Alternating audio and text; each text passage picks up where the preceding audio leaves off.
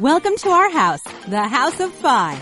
At the House of Fi, we are all about achieving financial independence for families. Wherever you are in your financial independence journey, we want our house to be a place where you can learn and get inspired. If you are a parent on the journey to Fi, then come on in. We're glad that you're here. Here are your hosts, Wendy and Tamika.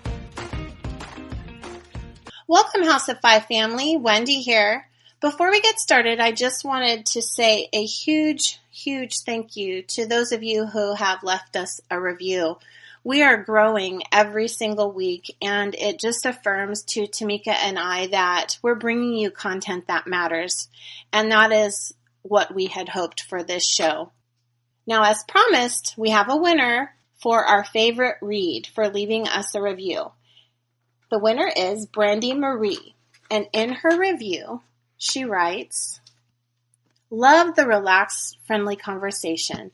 The guidance is accessible without being preachy or prescriptive. This episode helped to spark a conversation about allowance, pay for chores, pay for grades between me and my hubs, a topic we had never discussed. Also, I'm a big fan of community rec center programs like the Church League idea. They afford you intro-level sports and science and arts that you can afford. Bravo, ladies. Well done." Well, Brandy, we want to thank you. We appreciate the feedback. Keep the feedback coming, guys. And if you want to have the opportunity to win one of our favorite reads, then leave us a review and then send us a message. That could be an email or just a direct message that you've left the review with your screen name. That way we know who has left a message. So without further ado, I'm going to turn it over now to my lovely co-host, Tamika.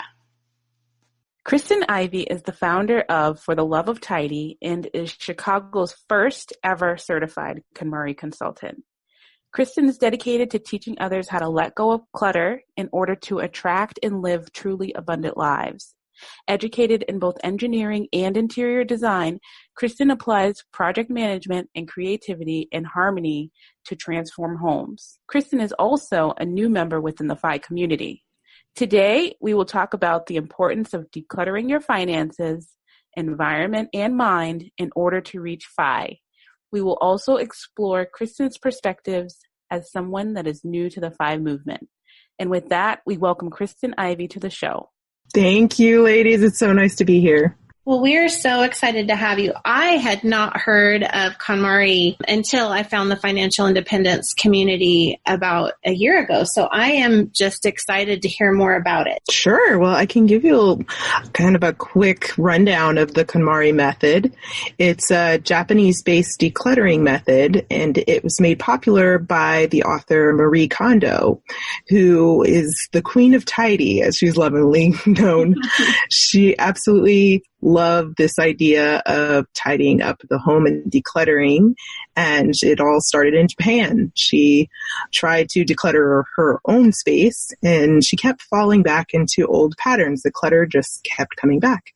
So she came up with this very unconventional way of organizing that is all about not focusing on the act of the things leaving the space, but really focusing on what's staying, focusing on finding what sparks joy or what you love, keeping only those things around you and then getting rid of all of the noise as a result.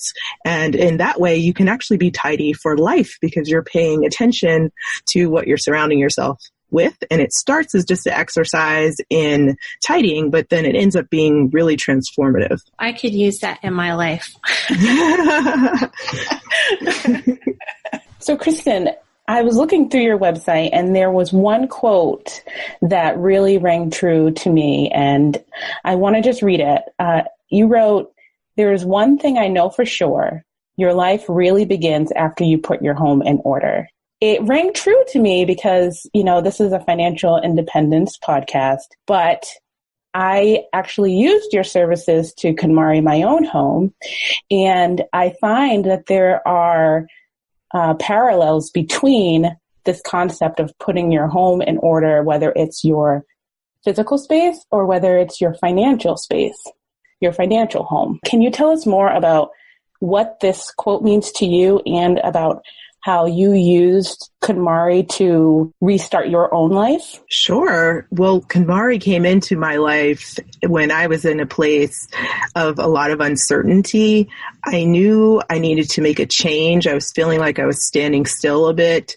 I knew what I thought I wanted to do, but I don't know, I wasn't realizing those goals that were on my vision board. So I feel like I attracted that book into my life. And as soon as I read it, the message really rang true. I've been told that I was organized by people in my professional life, in my corporate job, in my family or my friends. They'd always say, "You're so organized." So I assumed like I didn't really have that bad of a clutter problem. But when I truly started exercising the method, which starts by tidying by category rather than room. So I took all of my clothes from every space I could find and put them all together in one pile and truly took a moment to confront, what sparks joy and really understand what that means and take a deeper look at consumerism from that point forward. And I think that that awareness and mindset has a lot of parallels to what we can do to declutter our finances. Whenever we're trying to solve our finance problem, the first step we usually hear from, most conventional wisdom is to start to budget or to pay attention to what we're spending our money on. And even by just paying attention to it, we naturally start to consume less. So this method is definitely in alignment there. And once I started to pay attention to my clothing, I connected it immediately to the fact that, I found $300 worth of tags clothes in my closet that didn't spark joy, didn't bring me life. And I realized that I was shopping just because I was trying to cope with something that was deeper. So I realized that it was connected to my career. I wasn't really happy there. So it was spilling over into my closet, and I kind of made that connection. And then as I went through every category, I learned a new lesson about myself. So it became way bigger than just taking a look at my objects or hanging them in a certain way. It was really a way of examining myself. And I became super self-aware and then made some changes moving forward. Wow. So were you able to actually get through all of the categories? I know you started with the clothes and that you started with the book. Were you one of the very few people who can do this on their own and make it through all of the categories? I guess you could say I was. I'm sure there are people out there who have made it through all the categories and just haven't chosen to move forward to becoming a full-time consultant. But that ended up being my path. I was very persistent. I wanted to make sure I finished. I'm like that in general. I don't like to leave open-ended things. I like to finish where I start. So I walked through books, found a book on professional organizing that I had bought 13 years ago. It had dust on it. I'd never read it. So that was a clue. And then by the time I got to papers and started to put a lot of unfinished business to rest, put ideas to rest, business cards that never got followed up on to rest, those kinds of things, I had space then to invite this idea of really changing my career in the sense of moving forward to KonMari. And then once I focused on the next category, which is miscellaneous items, that cleared up the space. That cleared up actually a whole storage room or external storage unit that I had to use because at that point in my life, I was temporarily living with my parents. So I cleared that out. And then soon after that, I handled sentimental items. And then I decided I was ready to make a move. And I ended up moving from Virginia to Chicago. So it was the vehicle that I used to transform my life and get myself out of a rut. So let me ask you, Kristyn, because this is completely foreign to me. You mentioned categories and you mentioned Sure. a few that you worked through. Can you just kind of maybe touch on that just a little bit more about, how many categories are there? What are some more examples of those categories? And then just talk about, is it a systematic process? Do you have to do one or suggest one before another? Sure. So the KonMari method is definitely designed around signature clutter categories. So traditionally with professional organizing, the more conventional way, the projects, even when a professional organizer would come into your home, they would say, let's work on this room, let's work on this space, and things would be even scoped out that way. But in terms of the KonMari method, it's organized around categories. Because the idea here is if you have clothing in your basement, in your mom's house, in your external storage unit, in your bedroom, if it's not all collected all in one place, you truly can't understand the scope of what you have. And it's important to focus on what you have before you're worried about storage, which is usually the Band-Aid that everybody runs to as a solution to being organizing. But you can have all the bins in the world, right? But it doesn't make you organized technically unless you really examine your things. So the categories help you walk through that in a very systematic way. So you start with clothing because typically there's not too many sentimental items in clothing. So it's a good warm up to start to understand where your joy bar is, keeping that high, making sure you're only keeping things that you love, and really exercising that power of decision making, warming up to that. And then it progresses to book and then paper and then miscellaneous items. And sentimental is always at the end. So sentimental items you can find throughout the process. So sometimes you might have a letter jacket that's sentimental, or you might have a piece of paper or note that's sentimental. You put those items in that category or off to the side so that you are not slowing down your momentum, and then you work on that last. And I should also mention that even with all these categories, and when someone trying to tidy this way reads the book, The Life-Changing Magic of Tidying Up, that Marie Kondo has sold, they forget about the one important step at the very beginning, which is actually has nothing to do with touching clutter at all. So the first technical step in KonMari is actually defining your vision so that you are grounded and you can make decisions and you have a boundary for those decisions. So when you're wavering, like, should I keep this shirt? Does it make sense? Well, my goal is to run. So yeah, it makes sense for me to keep this shirt that's maybe 1 or 2 sizes smaller. Mm-hmm. So, it helps you kind of make better decisions. So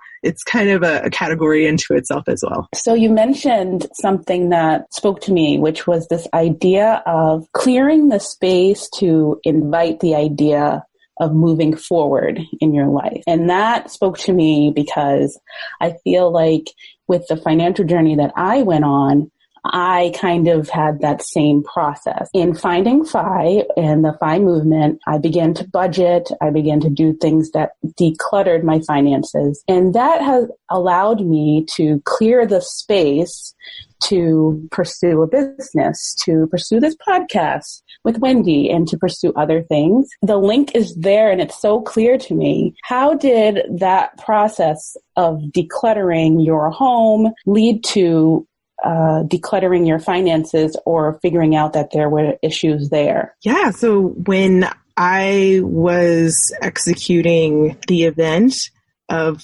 tidying, and I do call it an event because in KonMari, you tidy once and for all. So that's kind of the learning experience here. So it's more of an experience than like something that you have to do, cyclically moving forward. I was very focused on, or using this process to help me understand and realize that I can move on to like focusing on things other than just my home. So I think because this process is so home-based and so focused on objects and things at first, I think people think that I spend a lot of time thinking about my home when I'm here. But actually, now that my home is tidy, I can focus on so many other things.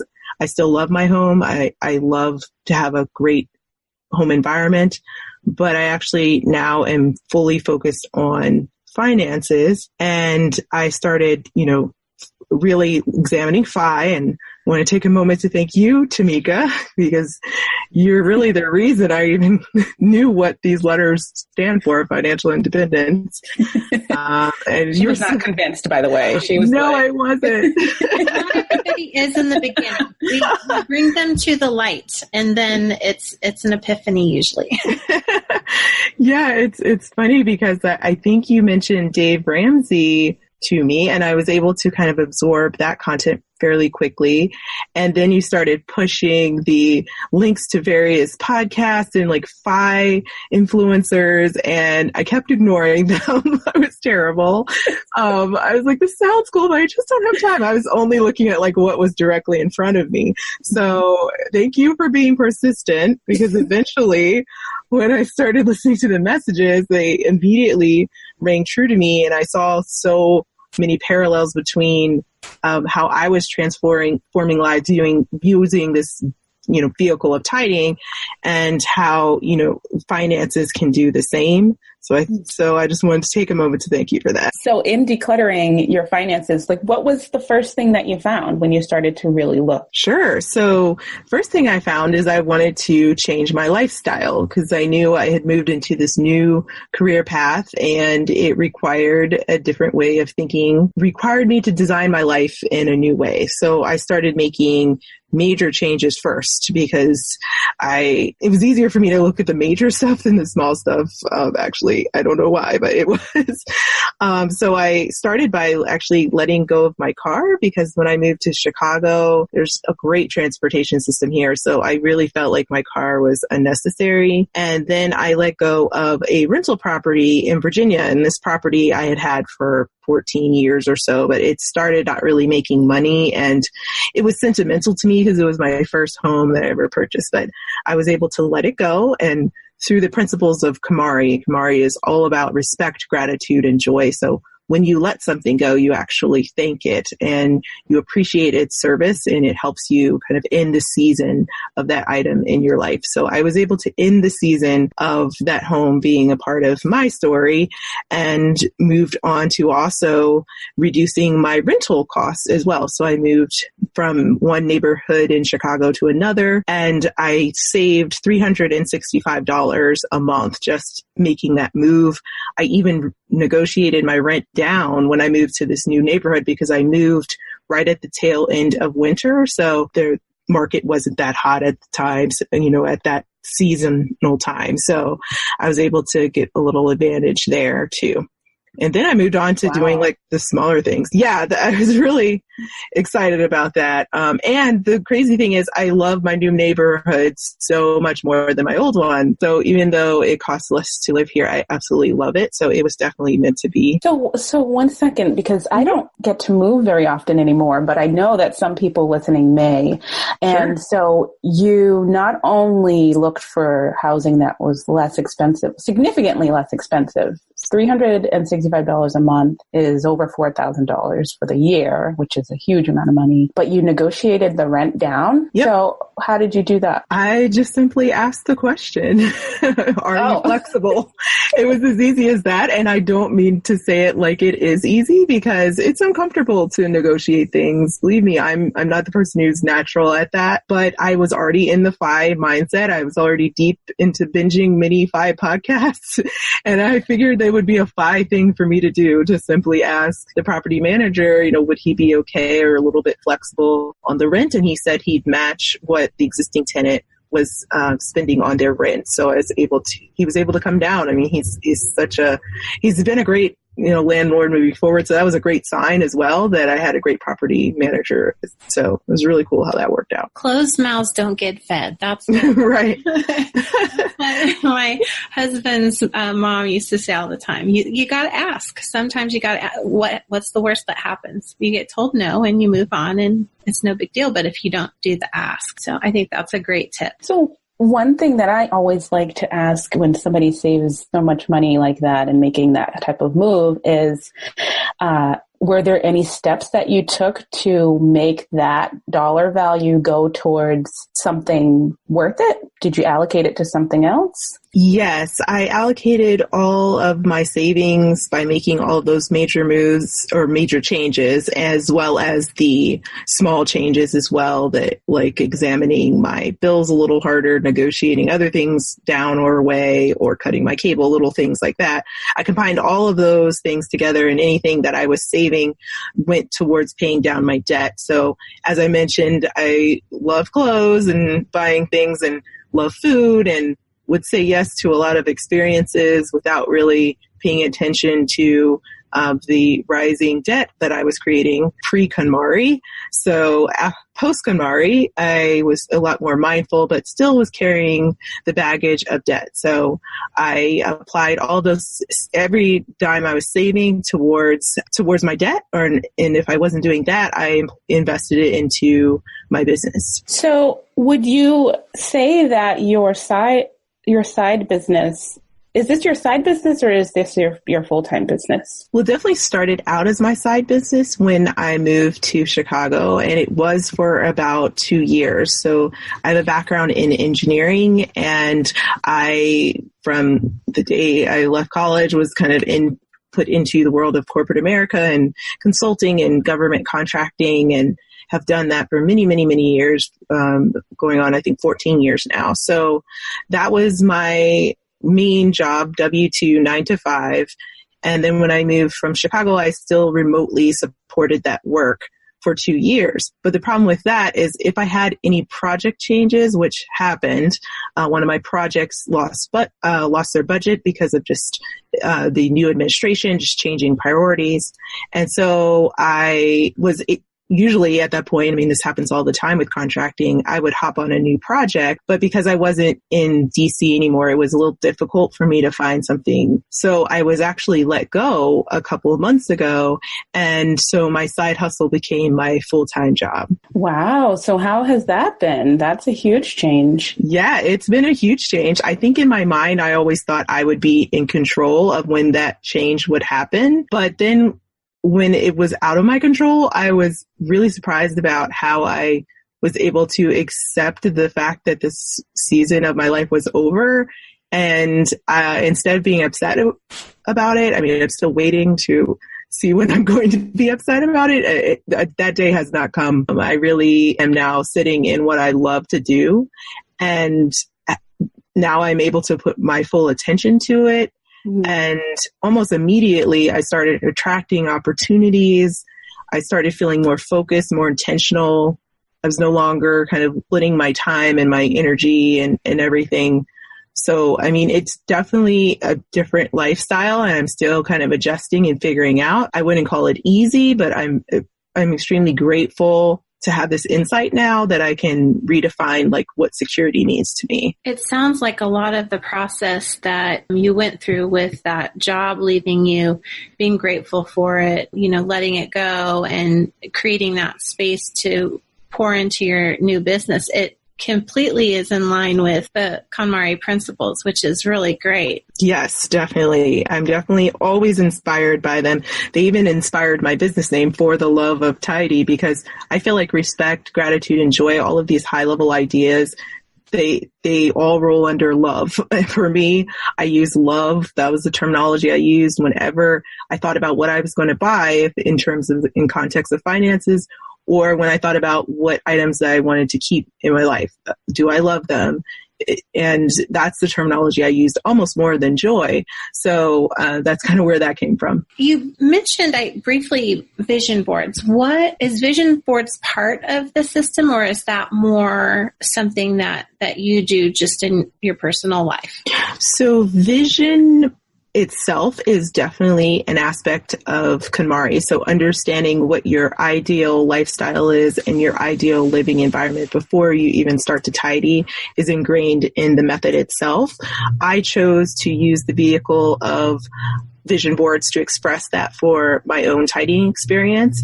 Some of my clients prefer to write down their goals and their vision, or to draw something, or to create a Pinterest board, whatever works for you. So it can kind of be, whatever speaks to you. I have way too many vision boards. I need to tidy them.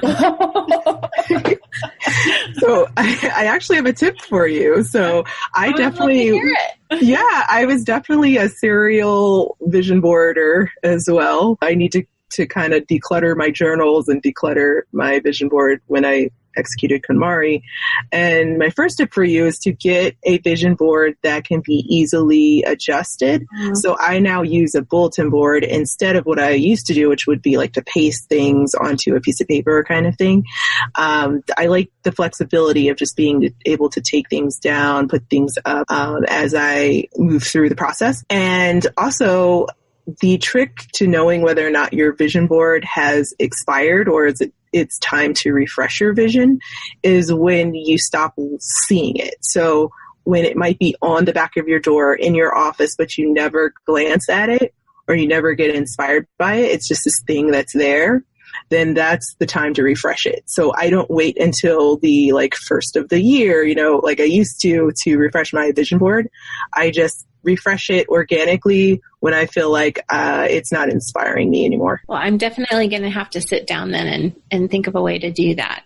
Maybe I like the idea of a bulletin board. I have a big magnetic whiteboard that I'm thinking might be a good. Yeah, that would be perfect. See, Kristyn, I've seen your board and it's very functional. I actually will do that the next time. And it's funny that you mentioned that if your board is up, but you're not seeing it when you walk by, that it's time to refresh it, because I definitely need to refresh the one that I have. I walk by that thing all the time. And I remember when I first put it up, I used to look at it and then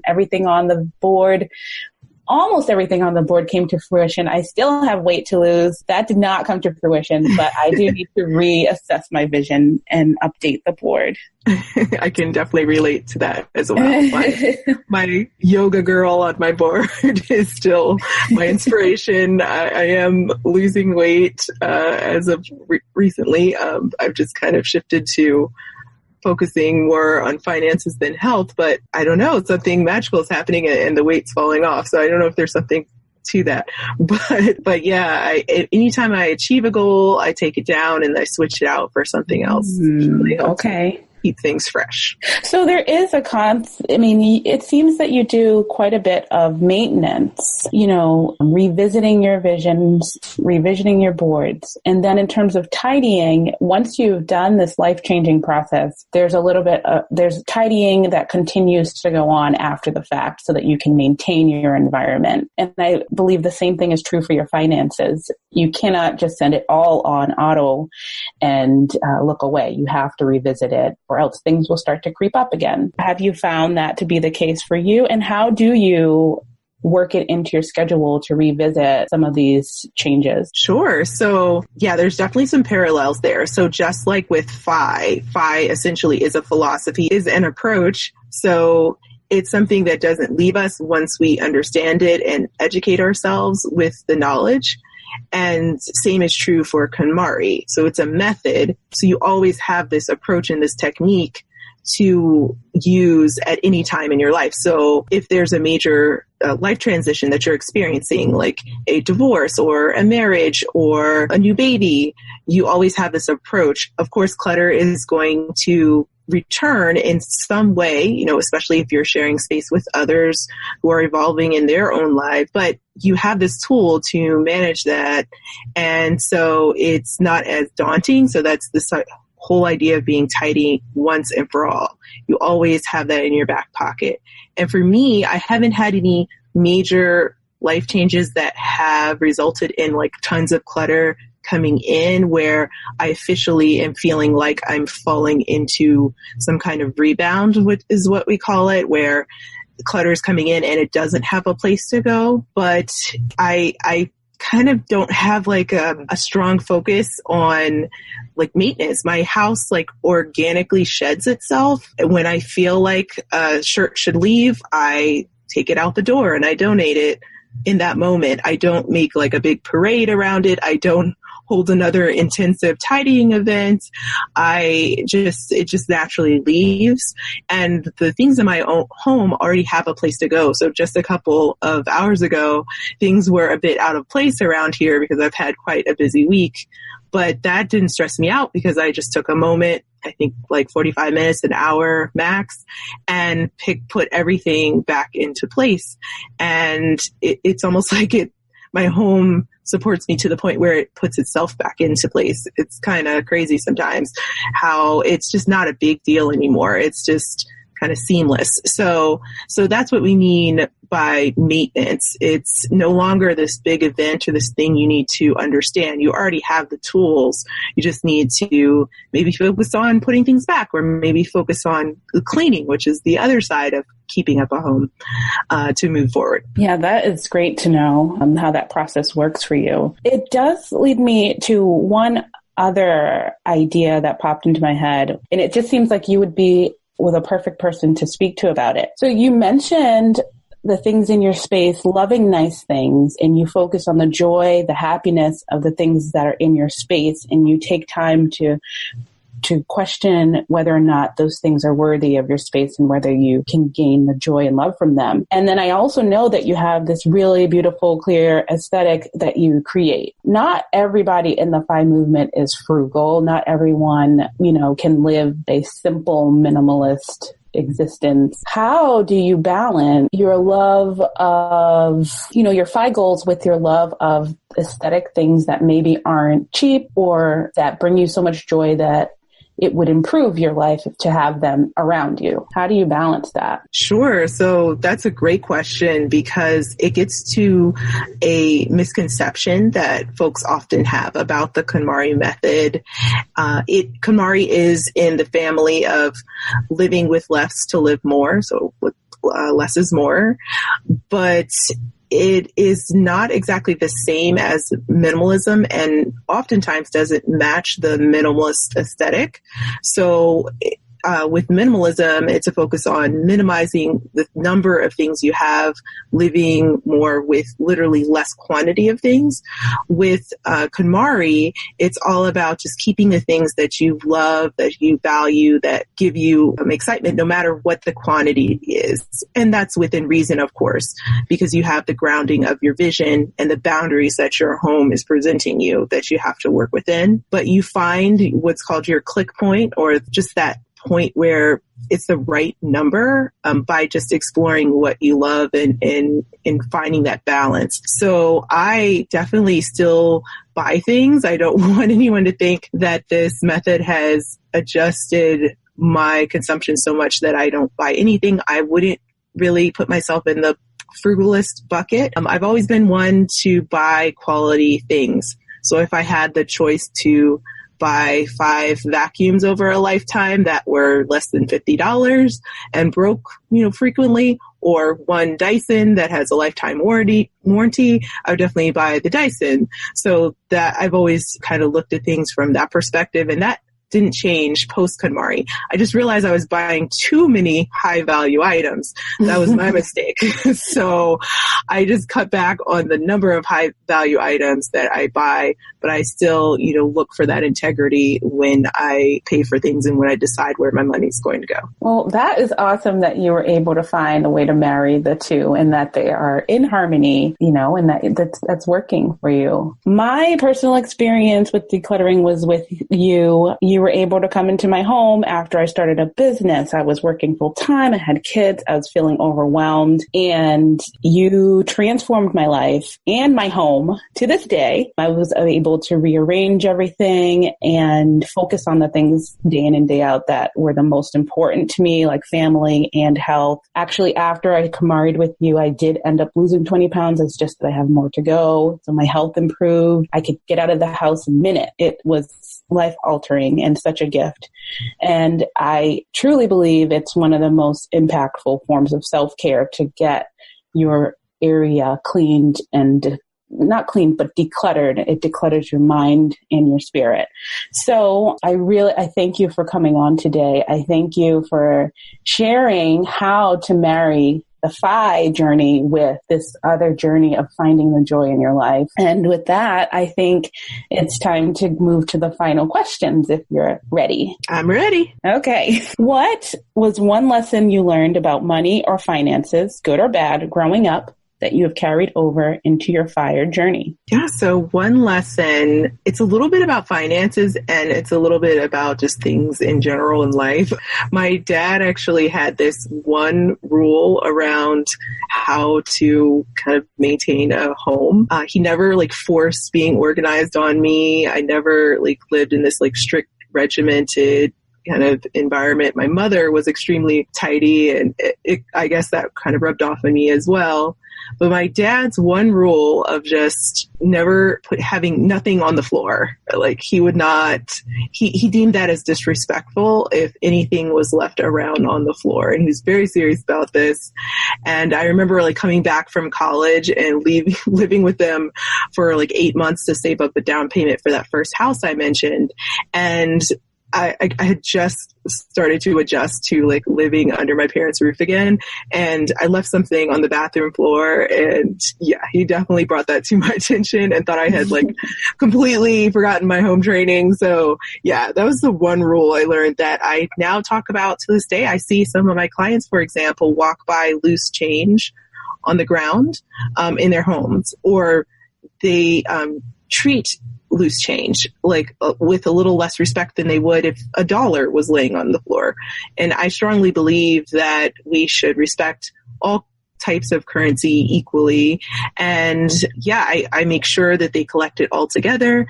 And, you know, that's one penny towards SPY, right? You're one penny closer to wealth if you collect it, right? So yeah, so I love to like point that out to them because again, kind of like the vision board, we almost stop seeing these things, or we almost become accustomed to a certain way of living. But if we just take a little bit closer look, like in those small changes, they really compound over time. So you have a new niece. How old is she? She's almost 5 months. She's almost 5 months. Wow. Okay. So cute. So let's pretend your new niece is listening and you have her ear and undivided attention. What lessons about money would you want to convey to her that you would want her to carry into adulthood?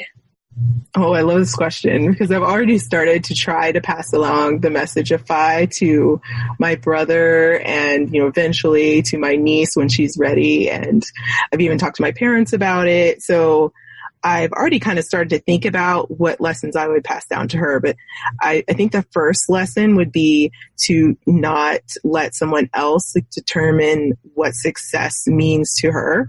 I think coming from, you know, college and then going, you know, being told, okay, you graduated, so now it's time to lease a car or buy a house or, you know, get that W-2 job. Like I thought that was the only way to go. And I thought, well, other people would tell me, oh, you're doing so well, you know, you block those things in.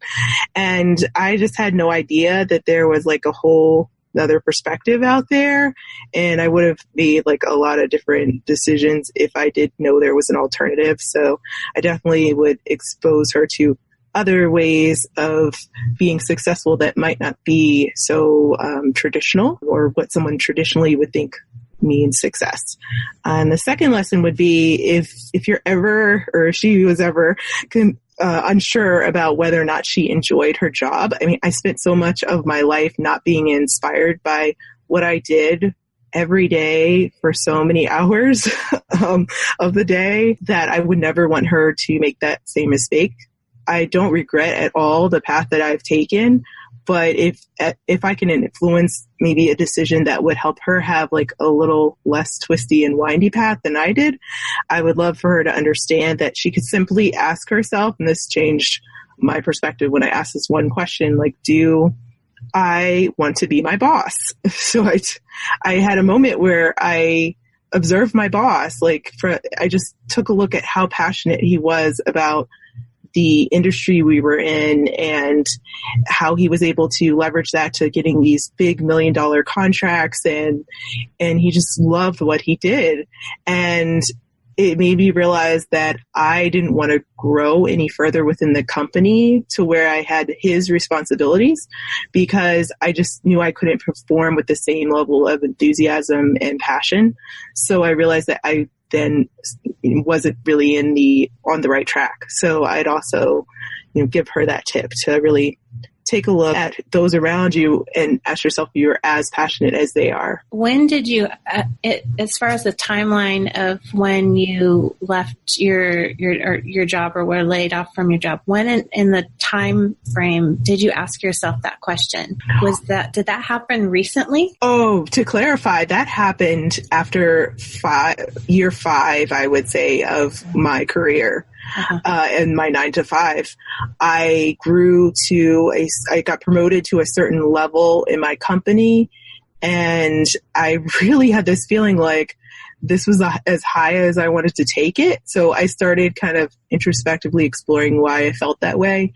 And from that moment on, I started doing other things on the side that were closer aligned to what I eventually am now doing.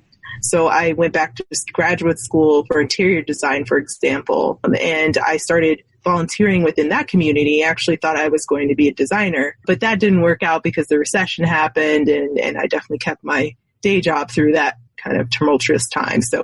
But eventually I connected the dots and now integrate design into organizing. And I also use a lot of the soft skills that I learned as a consultant. There's a lot of business skills I learned from being in corporate America that I apply to my entrepreneurial life. So it all connected and worked out, but it was just, a windy road. I love that. I think a lot of people relate to that. I know I do. Life is so short. And it's certainly, God willing, we live long enough to have many careers in our lives. So it doesn't make sense to stay somewhere that doesn't bring you happiness. So I think that is some great advice for your. So Kristyn, one life hack you think other business owners could benefit from that would also bring joy and fulfillment to their lives. Do you have any ideas on that? I do have one idea. And again, I want to thank you, Tamika, for this idea. Yes, you again. And one tip is definitely to surround yourself with great people who are just on the same page as you in terms of mindset. So you're one example. And then I have other entrepreneurs in my area who support me. I have people virtually that support me. I'm a big believer in coaches needing coaches. So I just have great people around me. So that's definitely a tip. And then my other tip would just be the idea that you encouraged me to pursue, which was taking what I learned in the first 2 years of being a part of KonMari as a business, an institution that's growing. Literally the idea in the book came out in 2014, so it's a very young concept. And so we had to build a lot of things from scratch, all the standardized tools, all the things that were a part of helping the client and really establishing value. So I learned so many lessons in that short amount of time that I ended up turning it around now. And now I set up a program to help other consultants do the same and make sure that their business is thriving and give them the tools that I wish I had the day I was going through the training to become a certified consultant. So thank you, Tamika, again. No, I was saying, is that tool the mastermind? Yes. Oh, yes. Okay. That is okay. That's the Tidy Mastermind. Yep. I love masterminds. Whenever entrepreneurs can create masterminds, we definitely should. I'm in a couple right now outside of the one that I am currently launching and updating and revamping for the consultant community. And I just love them. I learned so much from them. And again, I'm surrounding myself with entrepreneurs that are on the same page. We have the same goal and we're all learning and trying to figure this thing out. Oh yeah, we sure are. Well, I have to say that I learned so much from you too. And it elevates my understanding, my information, my insight when I'm around people like you and like Wendy. You guys are just wonderful. So my last and final question is, what is the best way for people to find you? Well, I'd say all roads lead to fortheloveoftidy.com. Mm-hmm. Once you're there, you can reach out to me via email, or I love chatting with people by offering free joy calls so that I can get a better idea of what particular service would be a match for your clutter challenge. And also, if you want to learn more about the KonMari method and fundamentals, as well as what it means to live a KonMari lifestyle, you can head over to sparkjoypodcast.com, which is a podcast that I co-host every Tuesday. Awesome. Well, thank you so much, Kristyn. I tell you what, I'm like in my office right now looking around and thinking like, oh boy, I have some tidying to do. Well, don't forget, start with that vision board, right? Oh, well, thank you again for being on the show. We're so glad that you were able to talk with us today. Thank you, Wendy and Tamika. This was so fun. Loved it. Well, House of Five family, that brings this episode to a close. We appreciate you listening. And if you've enjoyed the show, please leave us a review on iTunes.